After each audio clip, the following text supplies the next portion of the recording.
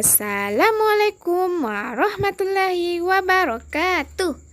Apa kabarnya Nanda Soleh dan Solehanya Bunda hari ini? Alhamdulillah, semoga kita selalu diberikan perlindungan oleh Allah Subhanahu wa Ta'ala. Amin ya Rabbal Alamin. Hari ini Senin 12 Oktober 2020, kita sudah masuk pada pembelajaran tematik 4C, peduli terhadap makhluk hidup. Nah, sekarang silakan kalian melihat bukunya dan membuka pada page 3. Nah, hari ini kita sudah masuk pada pembelajaran subtema 1, hewan dan tumbuhan di lingkungan rumahku. Nah, perhatikan, pada gambar merupakan lingkungan rumah Bella. Rumah Bella sederhana, tetapi halaman rumahnya sangat luas. Ayah Bella senang menanam tanaman buah-buahan dan ibu senang menanam berbagai jenis tanaman bunga. Ayah membelikan Bella kelinci untuk dipelihara, akan tetapi Bella sering lalai merawat kelinci-kelinci itu. Ayah menasihati Bella untuk selalu memberi makan, minum, dan membersihkan kandang kelinci agar kelinci menjadi gemuk dan sehat.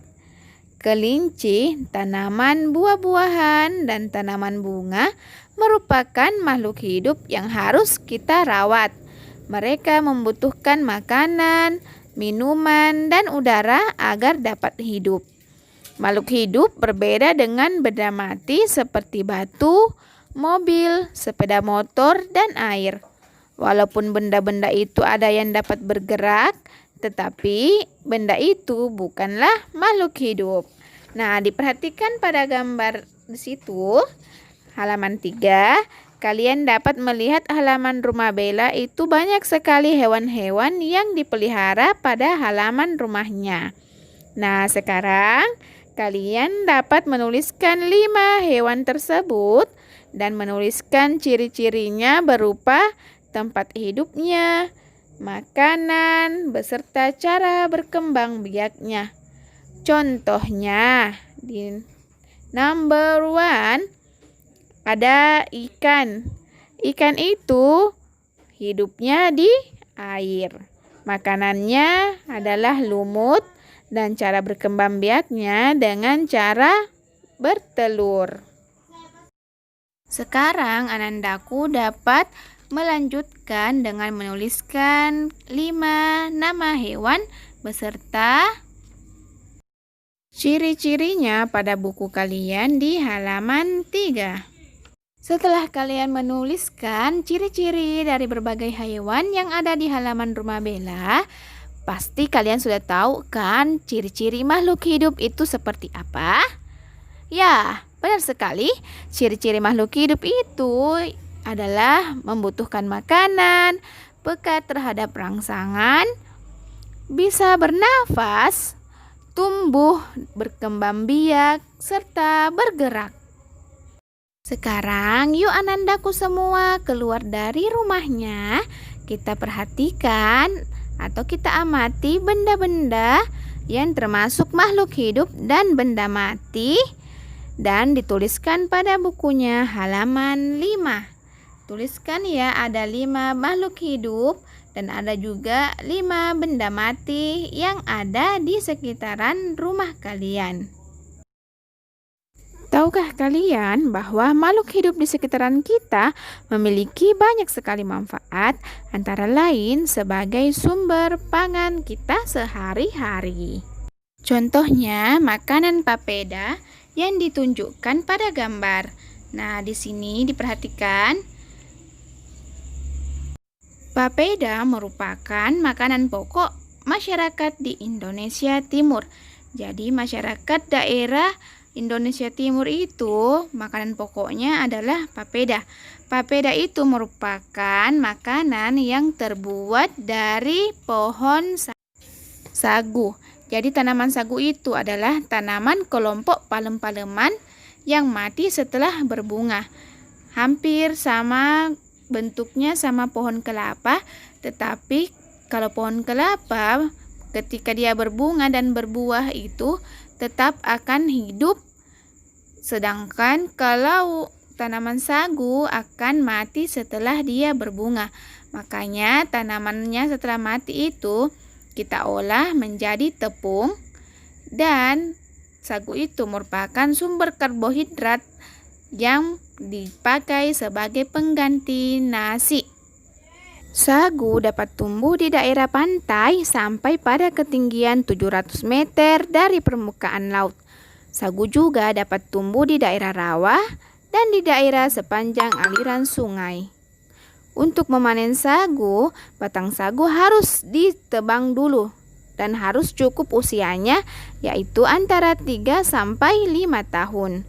Nah, setelah berusia 3 sampai 6 tahun, maka tanaman sagu itu siap untuk dipanen dan akan ditebang, dan bonggolnya itu adalah dalamnya, isi dalam pohon tersebut diperas dan mendapatkan saripati dan menghasilkan yang namanya tepung sagu.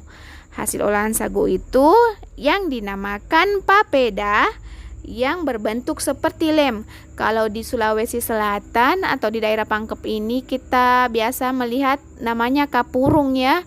Makanan kapurung itu dia juga berasal dari sagu.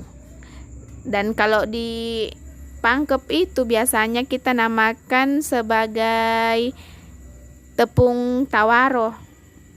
Nah, setelah mengetahui tentang tanaman sagu, pasti akan timbul pertanyaan kan? Nah, kata tanya itu adalah kata tanya yang digunakan dalam membuat kalimat tanya. Ya, jadi kalimat tanya itu berisi pertanyaan yang diajukan dari seseorang kepada orang lain dengan mengharapkan adanya jawaban. Nah, dari sini Bunda mau bertanya, tetapi sebelum pertanyaan itu dilanjutkan, yuk kita belajar dulu tentang ciri-ciri kalimat tanya, tanda bacanya, dan kata tanya yang biasa kita gunakan dalam sehari-hari. Nah, ciri khas dari kalimat tanya itu pasti akhirnya pada saat kita bertanya, kalimatnya akan bernada naik bila diucapkan. Contohnya, apa ciri-ciri tanaman sagu? Nah, pasti kalian sudah tahu kan ciri-ciri tanaman sagu itu bagaimana, karena tadi Bunda sudah menjelaskannya. Kemudian, ciri yang kedua dalam kalimat tanya itu pasti dia ada tanda baca tanyanya kalau kita menuliskannya. Sekarang yuk kita belajar bagaimana kata tanya itu dan makna dari kata tanya tersebut. Silahkan open your book page 9. Nah, di sini kalian bisa lihat ada banyak sekali kata tanya yang digunakan dalam kehidupan kita sehari-hari. Tetapi biasanya yang paling umum kita gunakan dalam bertanya yaitu ada kata tanya apa, siapa, bagaimana, berapa, kapan, dan mengapa. Nah, diperhatikan kata tanya apa itu digunakan untuk menanyakan benda, keadaan, atau perbuatan. Siapa itu digunakan untuk menanyakan orang atau pelaku. Bagaimana digunakan untuk menanyakan keadaan atau kejelasan tentang sesuatu hal. Kata tanya berapa digunakan untuk menanyakan jumlah atau harga, dan juga kadang digunakan untuk menanyakan waktu. Kata tanya kapan digunakan untuk menanyakan waktu berlangsungnya suatu kejadian atau peristiwa yang akan terjadi, yang sedang terjadi, atau yang telah terjadi. Dan yang terakhir adalah kata tanya mengapa. Kata tanya mengapa itu digunakan untuk menanyakan suatu alasan. Penjelasan dari Bunda ini ya, kalian juga bisa dapat melihat pada bukunya halaman 8 dan halaman 9. Atau perbuatan. Kata tanya siapa digunakan untuk menanyakan orang atau pelaku. Kata tanya bagaimana digunakan untuk menanyakan keadaan atau kejelasan suatu hal. Kata tanya berapa digunakan untuk menanyakan jumlah atau harga, bahkan ditanyakan tentang waktu. Kata tanya kapan digunakan untuk menanyakan waktu berlangsungnya suatu kejadian atau peristiwa. Kata tanya mengapa digunakan untuk menanyakan suatu alasan.